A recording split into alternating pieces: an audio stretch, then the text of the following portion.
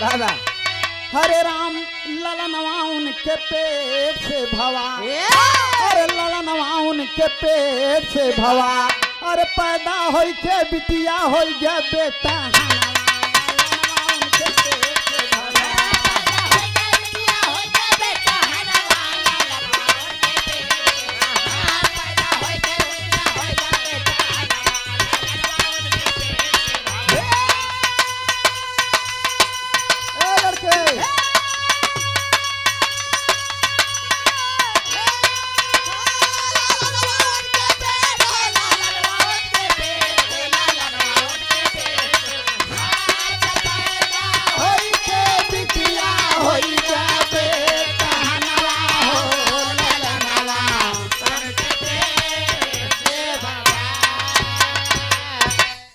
होई के बिटिया होई के बेटा हनवा ललनवा उनके पेट से भवा।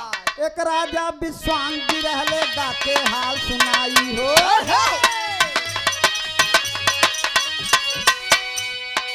एक राजा विश्वांग जी रहले गाके हाल सुनाई हो, नहीं रहा बेटवा राजा के मन ही मन पछताई हो। एक रोज गुरु वशिष्ठ आगे राजा बहन सुनाई हो, दया करो हम पर मुनिवर अब कीजिए कोई उपाय।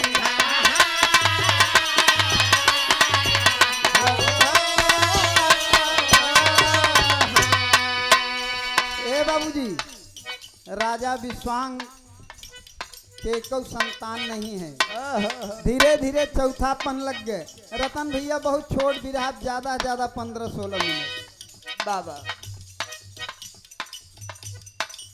बाबूजी कोई संतान नहीं है, कोई संतान नहीं। बाबूजी रानी श्रद्धा के मन में विचार है कि अगर कभी कोई संतान पैदा हो तो बिटिया पैदा हो, लेकिन राजा विश्वांग के मन में है कि अगर कभों कोनो संतान हो तो बेटवा पैदा हो।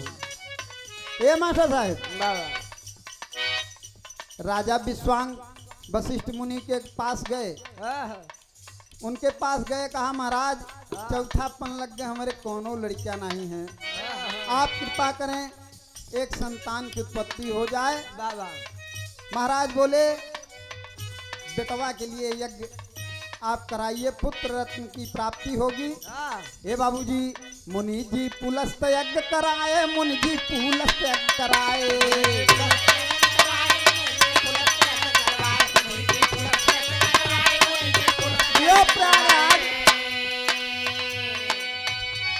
मुनि जी पुलस्त यज्ञ कराए, ज्ञानी ऋषि मुनि सब आए, श्रद्धा कहाँ की चाही सुंदर करी नवा ललनवा उनके पेट से भवा।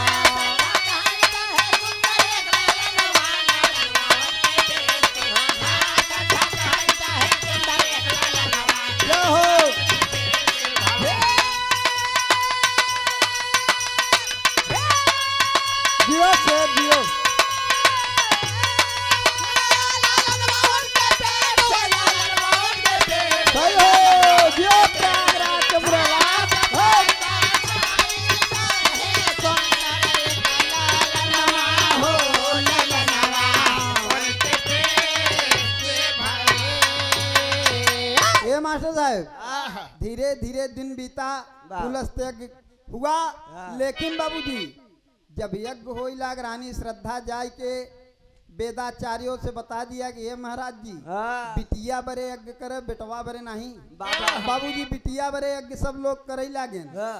धीरे धीरे बाबूजी 9 महीने का दिन बीता तो रानी श्रद्धा के गर्भ से बिटिया पैदा भई।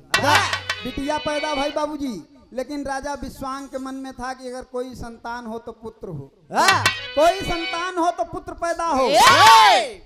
लेकिन बाबूजी उल्टा हो, ये दास दासी जाएगी बताए महाराज बधाई हो, महाराज बधाई हो, अरे आपके घर में बिटिया पैदा भई। राजा विश्वांग मोह लटक गए, रानी के लगे जाए से पहले बाबूजी मुनि के लगे चल दी हम तय खेतर जाएगी। मास्टर साहब कहाँ झकोरा मार झूलनी, अरे झकोरा मार झूलनी, साड़ी लहराई हो झकोरा मार झूलनी।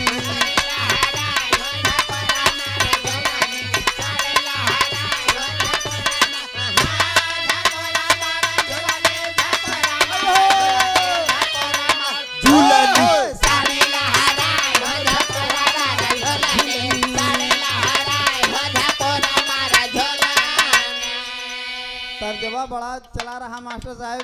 एका भोजपुरी ले ली है ने बिरहा के रहा बाबूजी। कैसे बताओ भोजपुरी में का ले ले। बहुत दीना हो जतिया जा बस विदेशवा, बहुत दीना हो जतिया जा बस विदेशवा। चिट्ठियों न भेजा नहीं भेजा हो साने सा।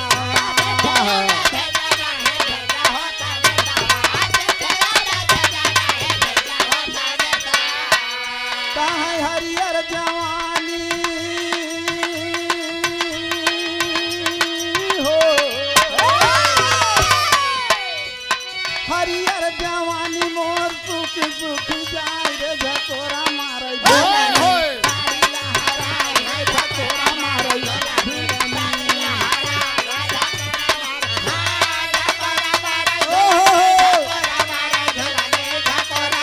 झूलनी।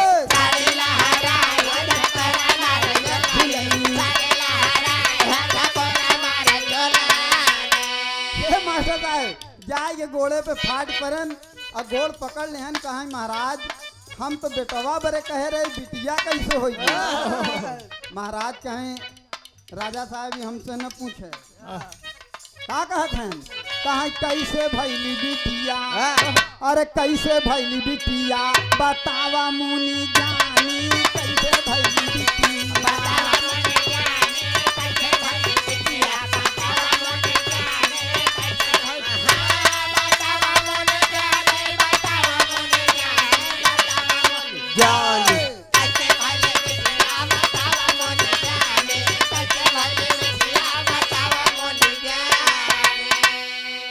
ए बाबूजी कहीं बिटिया कैसे हो, हम बेटवा बरे इतना मेहनत करे लेकिन बाबूजी मामला गड़बड़ा ये का होत बा। कहाँ कन्या नहीं चाहे हमके चाहत वाला लानावा, कन्या नहीं चाहे हमके चाहत वाला लानावा, कन्या नहीं चाहे हमके चाहत वाला लानावा। कन्या नहीं चाहे हमके चाहत वाला लानावा, कन्या नहीं चाहे हमके चाहत वाला लानावा, कन्या नहीं चाहे हमके चाहत वाला लानावा। कहाँ रानी से अपने पूछा जाए के रजनावा,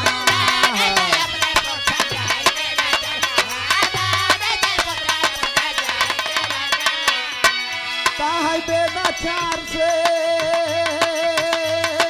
हो,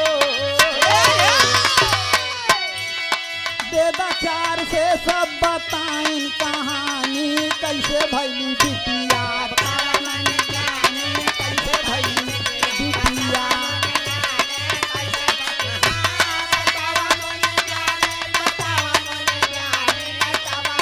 ज्ञानी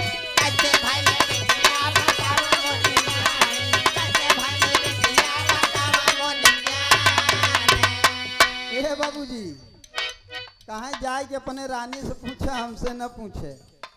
कहें प्रभु ये कैसे हुई है। कहें वेदाचार्यों से आपकी धर्म पत्नी बाबा जाके कहा कि बिटिया के लिए यज्ञ कीजिए। आया से तोहरे घरे बिटिया भाई राजा साहब का हम एक बात मानम न आपकी, एक बात न मानम मुनि जी। आप कहे है तो अगर बिटिया भाई बा तो का फिर बेटवा बनावे करे लगावे बाबा सर्जरी। ए बाबूजी होत काबा हर मुनि जी आश्चर्य में पड़ गए। कब तो बवाल फंसी कहा अब जिन प्रभु जी तेल लगावा, अरे अब जिन प्रभु जी तेल लगावा, करीना के प्रभु पुत्र बनावा, गुरु माया में करीना बन गई ले लल्ला।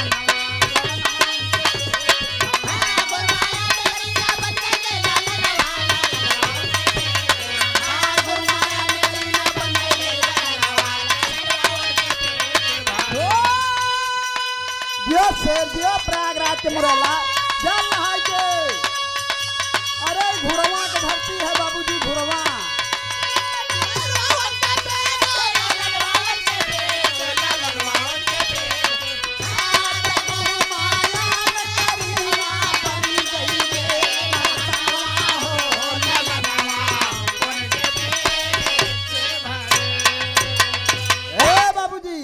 मुनि जी गए दिमाग लगा दिए बाबूजी वाह। और बिटियवा के बेटवा बनाई दिहन जलोल कजनी कैसे जैसे जुगाड़ करे हो लकड़ी लगा के और तनी कैसो टाइम तो तैयार हम कर दी। रहे नहीं हमारे लहरी महाराज के लिखा गाना है। वाह। ए मास्टर साहब वाह।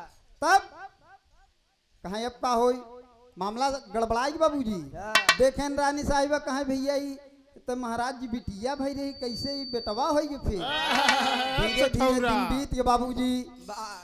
होत काबा बड़े हुए राजा सुधुमा खेल चले शिकार सुने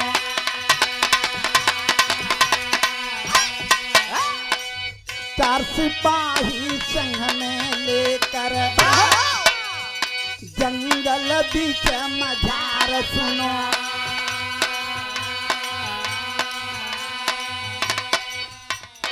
चले जात रहिया में राजा देख पैर सुधार सुना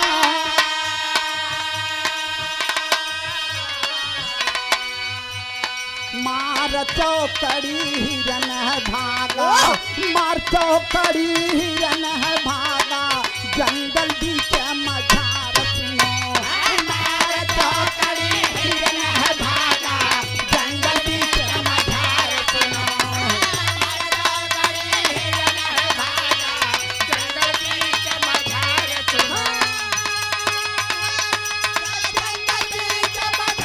जय हो जय हो जय हो जिया प्यारा तुम्हारा हट हुर्र, हट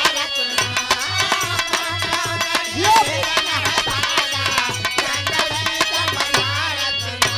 ए बाबूजी जौन हिरन के खेदे रहे राजा साहेब हाँ। चार ठी सिपाही और चार ठी घोड़ा हाँ। और वहीं गदहा रहन देखे हर घोड़ा हाँ।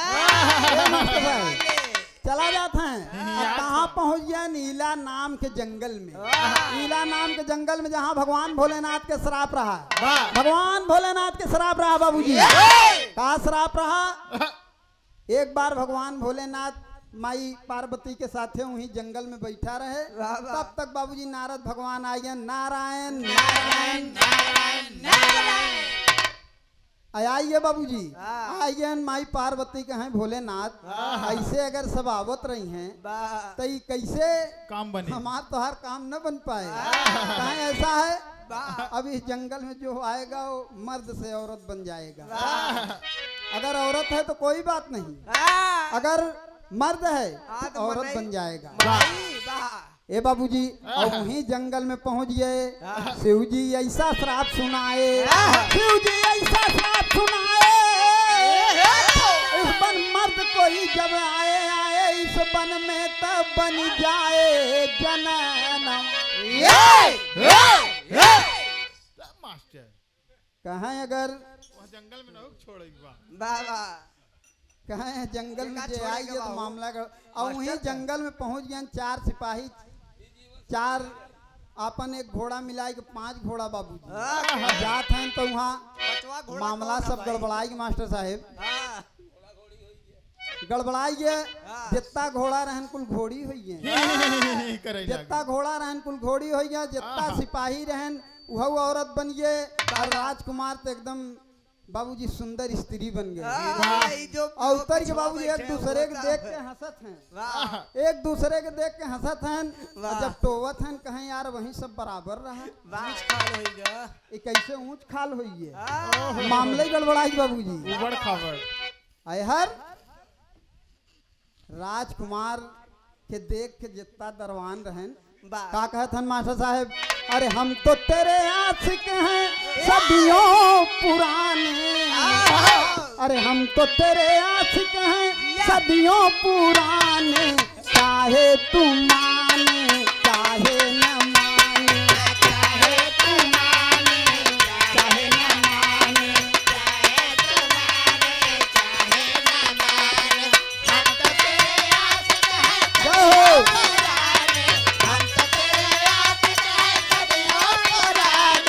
चाहे तू माने चाहे न माने चाहे तू माने चाहे न माने हे बाबूजी जितना सिपाही रहन जब राजकुमार के देखें कहीं आज हम पे मामला गड़बड़ाई दे घरे चलब चाहे फांसी न हो जाए चाहे नैनीन चला जाओ लेकिन अब आज तोहका छोड़ब ने उनकर सुंदरता देख के बाबूजी सुंदरता देख के सब मोहित हो ना अपन देखते ही नहीं कि हम कैसे है और राजकुमार उनका लोग के देख के कहें और जितना घोड़ा रहन कुल घोड़ी हो जाए तो होत का मास्टर साहब अंगूरी मुदरी गरम में सकरी अंगूरी मुदरी गरम में सकरी टिकुली मझरी नैनन कजरा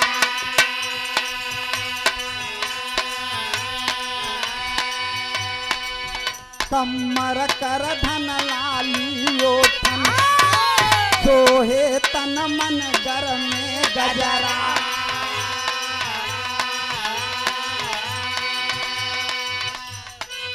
सिलकन अंग झलकन मारत बलकन मारत जियरा बजरा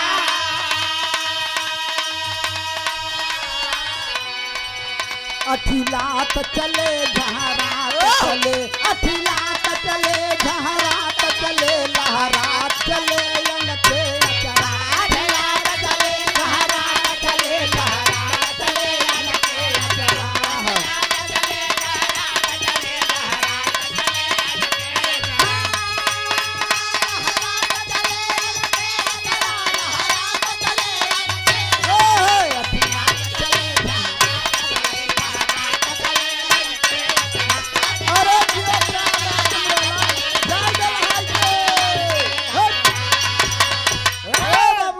चले लहरात चले अंके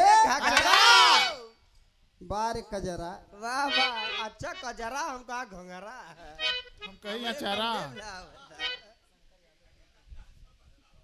आदरणीय श्रीमान शंकर यादव जी आप धर्मपुर घुरवा की पावन सरजमी से आपके तरफ से 101 रुपए का पुरस्कार चयन में पहलगी आशीर्वाद की कामना है आशीर्वाद दें कि हम बच्चे जहाँ रहे अपने कला में कामयाब रहे ये मास्टर साहब बहुत काबा धीरे धीरे दिन बीते लाग बाबूजी जितना घोड़ा घोड़ी रहे सब गंधर्व उठाए ले गए जितना दरबान रहे बाबूजी गंधर्व उठा ले गए गंधर्व उठाए ले गए बाबूजी और राजकुमार अकेले बच्चे उस वन में भटक रहे हैं और जब उस वन से बाहर निकले बाबूजी तुम्हें बगल केकर कुटिया रही चंद्रमा के लड़किया बुद्ध के ए मास्टर साहब होत काबा अरे राजा सुधुमन सोच लागे मनवाऊं ही बनवा में अरे राजा सुधुमन सोच लागे मनवाऊं ही बनवा में अरे बन के जनाना कैसे जा भवनवाऊं ही बनवा में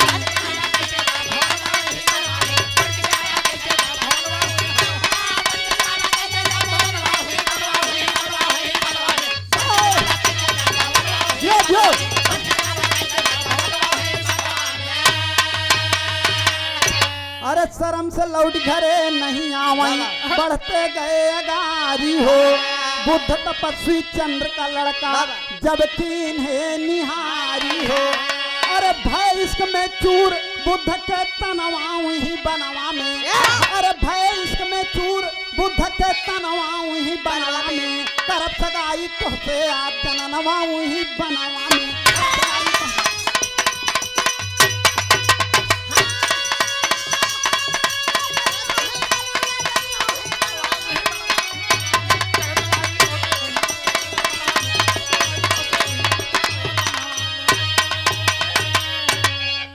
ए बाबूजी देखा ट्रेन जब तेज रही तो न कूदे चाहिए के कूदा है क्या कूदा हो ट्रेन पर गेठुना फूट देखा तो मास्टर साहब गेठुना फूट जाए चल जाए निकुरा फूट जाए जनाई लागी मास्टर साहब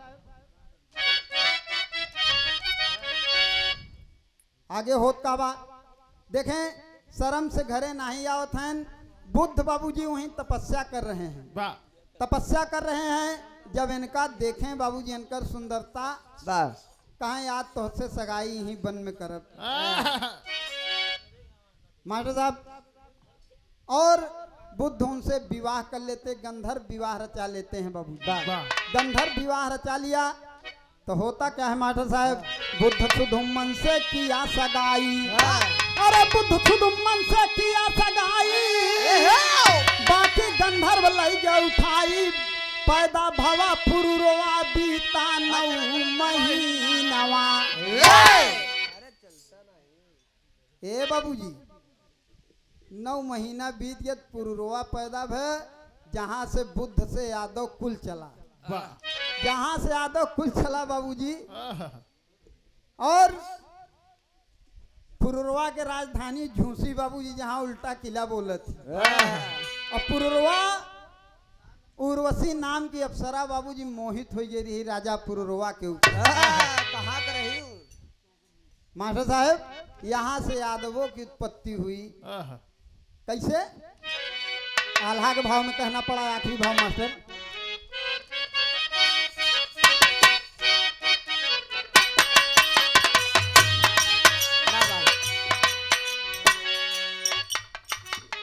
अरे कवन रे चिड़ैया,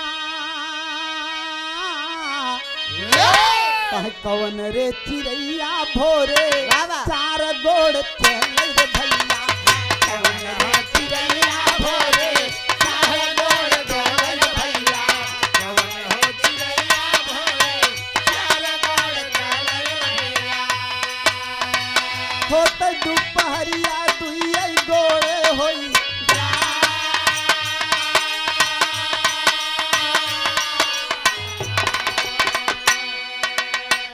संझवा की देरी देख 3 गोड़ चले रे भैया, संझवा की देरी देख 3 गोड़ चले रे भैया, संझवा की देरी देख 3 गोड़ चले रे भैया, चलत चलत बाबू चिड़ैया उड़ी,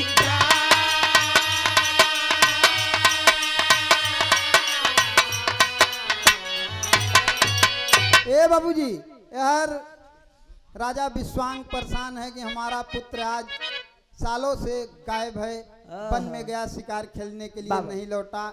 रानी श्रद्धा भी सोच रही हैं, और बाबूजी लेकिन यहाँ मेहरारू बन के लड़कियां पैदा कर बैठा है।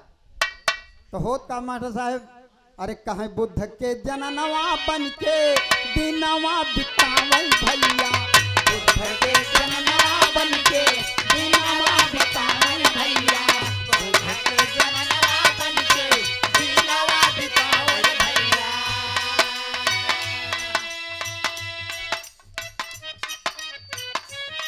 देखें आदरणीय श्रीमान हमारे बड़े भैया त्रिभुवन नाथ यादव जी, साथ ही हमारे धर्म के बड़े भैया बच्चा यादव जी, और आदरणीय श्रीमान मेडिकल यादव जी भैया की तरफ से, तीनों जन की तरफ से 151 रुपए का पुरस्कार चरण में पहले की आशीर्वाद की कामना है। आशीर्वाद दें कि हम बच्चे जहाँ रहे अपने कला में कामयाब रहें। ए बाबूजी कहे बुद्ध के जननवा बन के दिनवा बिताई भैया, अरे एक लाल पैदा भैल 2 जन का,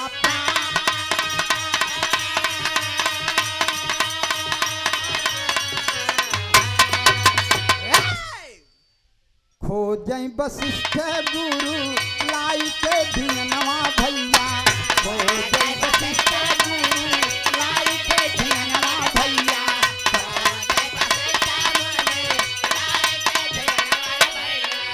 जाई के पहुँचे उही कुटिया के माझा,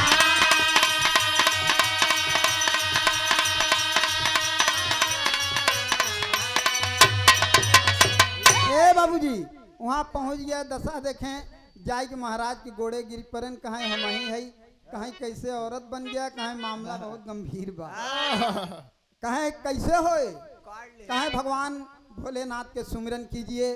भगवान भोलेनाथ आए, कहें देखा हमारे बस के नहीं सती जी से काम हो सके। माता सती के स्तुति किया, माई सती आई, भोलेनाथ कहें जा तू 6 महीना मेहरारू रह, 6 महीना मनई रह, लेकिन बाबूजी तैयार न भय, लेकिन माई सती कहें कि जाओ आज से तुम आजाद हो। और बाबूजी इला नाम के जंगल में रूप बदला था, तो इसलिए उस औरत का नाम ईला रखा गया। ईला से पुरुरवा पैदा हुए, जहां से यादव कुल चला। अब बाबूजी महाराज अपने घरे जाय के निवास करे लागे। तो होत का बा, माई सती तब दिहली बरदनवा, माई सती तब दिहली बरदनवा,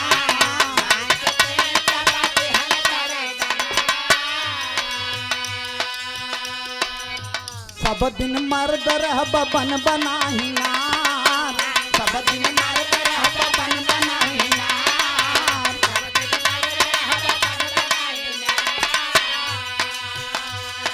खुशी खुशी जाई पहुँचे अपने भवनवा, खुशी खुशी जाई पहुँचे अपने भवनवा।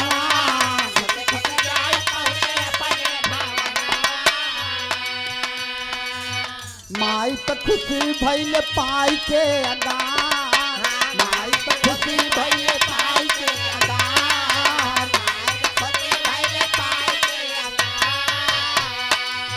बहुत दिना पे अइले हो मोर सुगनवा, बहुत दिना पे अइले हो मोर सुगनवा।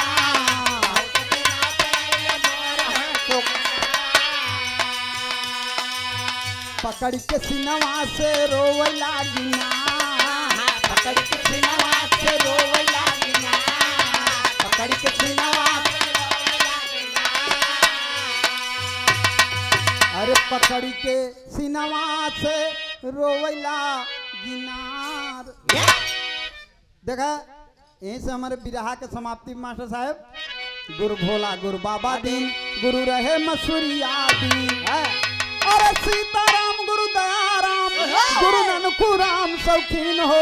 हरे राम ललनवा उनके पेट से भवा, हरे ललनवा उनके पेट से भवा। निराला प्रदीप गाँव बजहा बामा कनवा, ललनवा उनके पेट से भवा।